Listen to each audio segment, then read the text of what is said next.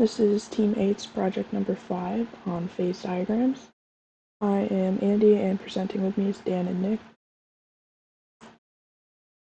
So for our alloy, we had magnesium nickel, and magnesium nickel alloy has a very limited solid solubility between magnesium and nickel, so only a small amount of nickel can dissolve in magnesium, vice versa. And the primary intermetallic phase being formed is Mg2Ni. And then here is a very zoomed out picture of our phase diagram. So if we take a closer look at our phase diagram, we can use the lever rule to figure out the phases present and the compositions at a specific temperature. So for an example here, we have 70 weight percent nickel with 30 weight percent magnesium at 900 degrees Celsius. So if we look on our graph here, we have our red vertical line right here. We draw that at our 70% nickel, and then we draw a horizontal line on our y-axis at 900 degrees Celsius, and that lands us at this point here. So for the phases present, that would be liquid and MgNi2. And then we want to know the compositions of each. And then we draw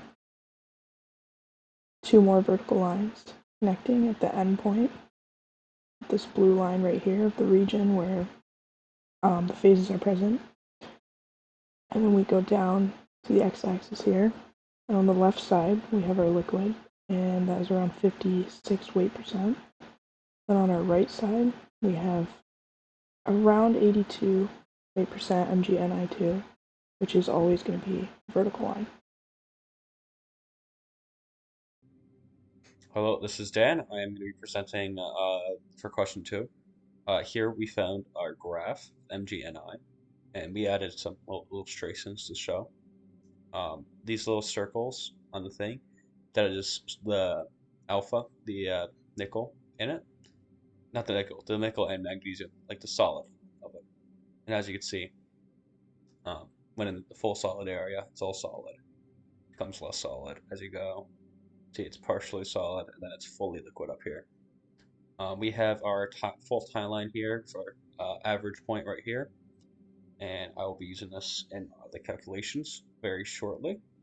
Um, this graph, it shows mainly the solidus line. Uh, the liquidus line, it mainly shows the liquidus line. The solidus line is inferred with these tie lines here. And this is of multiple materials. This is of Mg2 and MgNi2.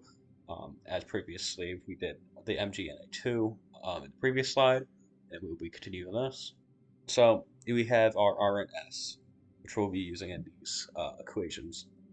And you can see here, this is the percent thing. So we just yoink that value, take this 67.6, and obviously over here, that's just 100%. Quick, easy calculations. You can find S, 100 minus 79, that's 20.3. Find the R, 79.7 minus 67.7, 2. Plop it all in, and we get our lever rule value. That is all. Thank you.